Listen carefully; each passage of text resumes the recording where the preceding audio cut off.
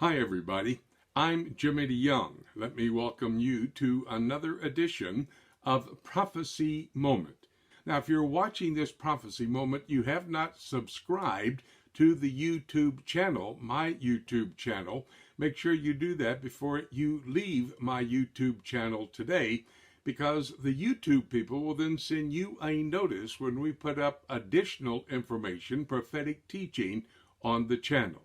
And do me a favor, call a friend and tell someone that they need to be watching this little 5 to 10 minute telecast on my YouTube channel, youtube.com/prophecy today. So thank you so very much, and let me get underway. You know, last Sunday, CBS television decided to use the Sunday evening television viewing time for a very important movie from out of the past. They began this, and the first one that they showed was Raiders of the Lost Ark. It was the story of Indiana Jones, who was an archaeologist. He was searching for the Ark of the Covenant, which was in the Holy of Holies in the temples there in Jerusalem. He was in competition with another archaeologist. They were in a race to see who could find this very important historic relic. It's a piece of furniture located in the temple that Solomon built. He took it into the temple. That's 1 Kings chapter 8. And then, of course, when they came back from the Babylonian captivity, Zerubbabel would not be able to put that ark in the temple. And during the times of Jesus Christ, the temple, which was Herod's temple, there was no Ark of the Covenant in the Holy of Holies. You see, Raiders of the Lost Ark was totally fiction. In fact, I want to tell you that nobody has ever taken the ark into Egypt. And so that was not the location to look for it. They may have built the Ark of the Covenant in Egypt, but nobody took it in there and hid it from the rest of the world. They also talked about the fact that Hitler, who was in the occult, wanted to have this Ark of the Covenant in his possession. Now, best I know, all of that is fiction. What I want to do in this prophecy moment today is give you an opportunity to learn something about the Ark of the Covenant. And actually, I'm going to tell you on this telecast where the Ark of the Covenant is right now. If you have your Bible, take it and let's open it to the book of Exodus. Genesis, Exodus, Leviticus. It's the second book in the Old Testament. Genesis, Exodus, and I want you to go to chapter 25. From chapter 25 all the way over to chapter 40, the Lord is telling Moses, who is leading the children of Israel, coming out and making the exodus from the bondage in Egypt. They're going to wander. Actually, they're going to wander for a 40-year period of time. And that was not because they had to wander to get over to the promised land, but because of disobedience, the children of Israel were going to wander for that 40-year period of time. But prior to the beginnings of their journey over to the promised land, they were going to build the Ark of the Covenant. Here in the book of Exodus, in chapter 25, and verse 10, it gives a description of what that Ark of the Covenant would look like. It would be a rectangular box, and it would be made out of shittim wood. It would be covered with pure gold. It would have 2 rings at each corner on this rectangular box. That would be for taking the 2 poles, also made out of shittim wood and covered with gold, and for the Levites to put those staves in those rings, and that's how they would transport this Ark of the Covenant. It would have a mercy seat on it, and that would be the location where the priest, the high priest, by the way, and only once a year on Yom Kippur, would go into the Holy of Holies, where the Ark of the Covenant would be seated there, and they would take the sacrificial blood and pour it on that mercy seat to cover the sins of the Jewish people for a year. 1 year period of time. That was Yom Kippur, the day of covering, the day of atonement. Also on the ark, there were 2 cherubim, and they would stand there looking at each other, covering that mercy seat. Well, that's what the book of Exodus chapter 25 is describing. Now, let's go over to Joshua. Take your Bibles, and I'll give you a moment to find Joshua, and you'll go to chapter 2. Joshua chapter 2 is the record of the children of Israel after their 40 years of wandering in the wilderness and a change in the leadership. Moses was not going to be allowed to go into the promised land. His lieutenant Joshua is going to take him into the promised land. So they came up to a location, and they stayed 3 days waiting and preparing to cross the Jordan River. This was in the springtime. It was the time of Passover, and the Jordan River was overflowing its banks. In order for them to cross that Jordan River from what we know as modern-day Jordan, cross the Jordan River over into the Promised Land, what we know as the state of Israel today, God had a special plan. And what he told Joshua was to get the Levites, take those poles, put them in the rings on the Ark of the Covenant, hoist it up on their shoulders, and then walk up to the Jordan River. They were to step in the Jordan River, and that's the passage here in chapters 2 and 3 of the book of Joshua. And when they stepped into the Jordan River started to just open up, just make way for the children of Israel to cross into the promised land. It was about a mile width that opened up, and they were able to cross over into the promised land. These priests would take the Ark of the Covenant, walk into the Jordan River, stand in the midst of the Jordan River, and all the children of Israel would cross over. It says here, the priests bearing the Ark of the Covenant before the people would go in there, and they would then cross over on dry land. Verse 17 of chapter 3 tells us in the book of Joshua. Now I want you to go over to 1 Kings. The Ark of the Covenant would go up, first of all, to a place called Shiloh. And there they would build that temporary worship center, the tabernacle, to basically house the Ark of the Covenant. That's about the midway point of the state of Israel. It's in that area they refer to as the Jewish settlements today. It would stay up there in that location for about 350 years, and because of sin, then the Ark of the Covenant would be taken from the Jewish people, and it would be at a place called Kiryat Yarim, and that's on the highway between Jerusalem and Tel Aviv. In the book of 2 Samuel, in chapter 6, the Lord was going to allow King David to go get the Ark of the Covenant for Kiryat Yarim and bring it up to Jerusalem, the city of David, Zion, synonymous terms from 2 Samuel chapter 5, when the Lord made Jerusalem, Zion, the city of David, the political capital of the Jewish people. So they brought the Ark of the Covenant up to Jerusalem, put it in a tabernacle.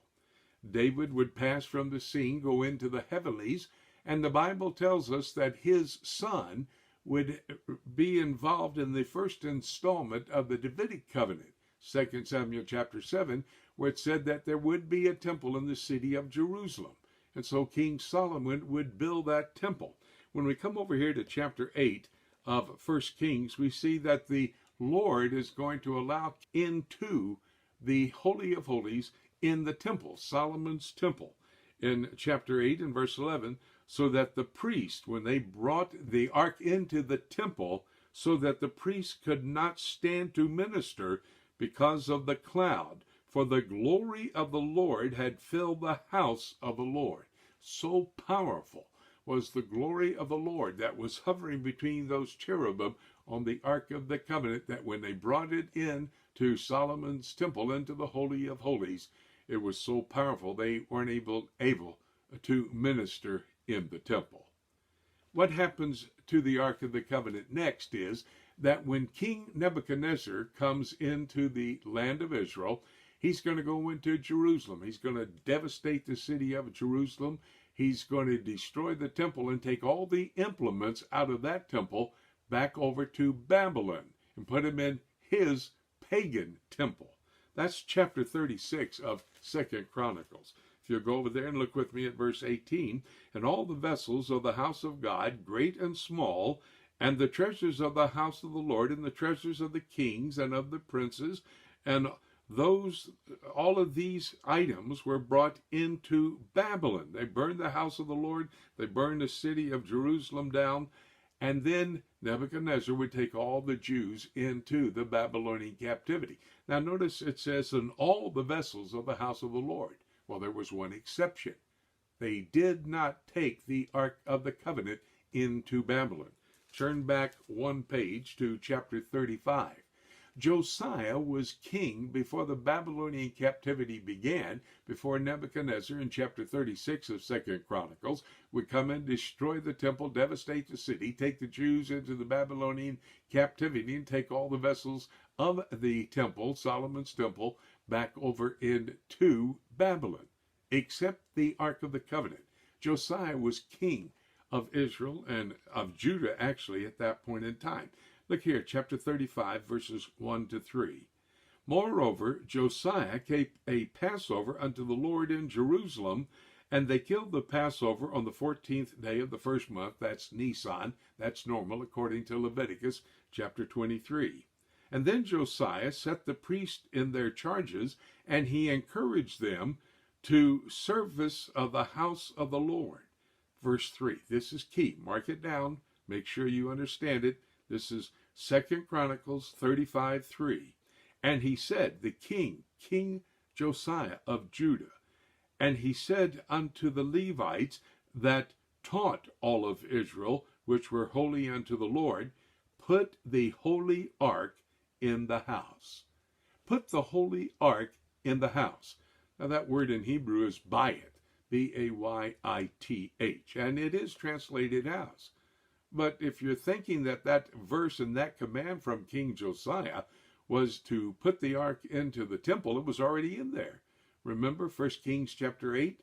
King Solomon brings the Ark of the Covenant into the Holy of Holies. So powerful is the presence of the glory of the Lord, the ministers, the priests could not serve there in that temple.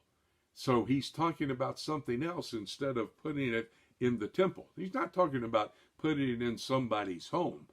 But that word, if you look at the concordance, has alternate translations, and one of them would be in the dungeon or in the secret, secluded hiding place. And that's exactly where the Ark of the Covenant is today.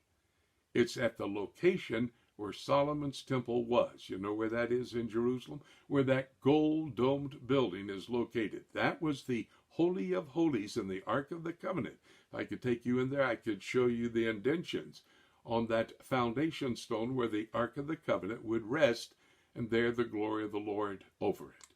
But what takes place now? The Levites take those poles, go put them through the holes at each end, the circles at the ends of this rectangular box, the Ark of the Covenant, and they take it out and they put it underneath the temple, and it says where Solomon had prepared a place to keep it.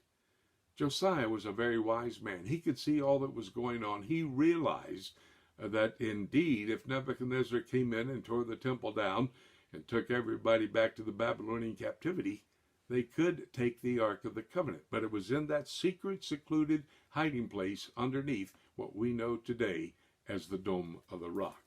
I have a DVD documentary here. It's entitled Ready to Rebuild, Revisited. And I talked to 3 men who went to the Ark of the Covenant. You need to see this. This is all the preparations, all the projects, all the personalities involved in preparing to build the Tribulation Temple. But I pointed out to you because of those 3 men who went to the Ark of the Covenant. I interview all 3 of them.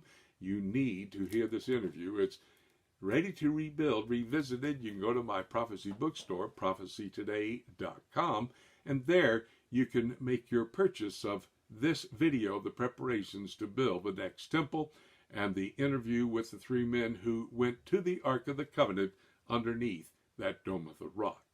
Well, that's where it has been for the last 2,500 years. I asked those rabbis, why didn't you bring the Ark out with you? You know what they told me? We will when we have some place to put it. I thought that was a very interesting statement. They will bring the Ark out when they have that tribulation temple. And that tribulation temple, by the way, will be built when the Antichrist gives the Jewish people permission to do that. That's Daniel chapter 11 and verse 45. And the Bible tells us that the Antichrist is going to say, go up to the holy mountain of God. That's the Temple Mount of the city of Jerusalem, between the seas. Sea of Galilee in the north, Red Sea in the south, Dead Sea in the east, Sea of the Mediterranean in the west. Between the seas, put it in the holy mountain of God. That's where they'll build that temple. That's when they'll bring that Ark of the Covenant out.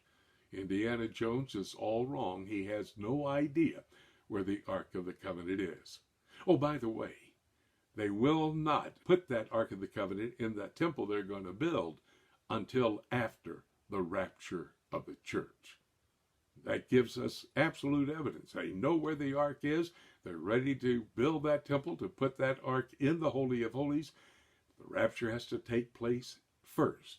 That could happen at any moment, even today. So let's keep looking up until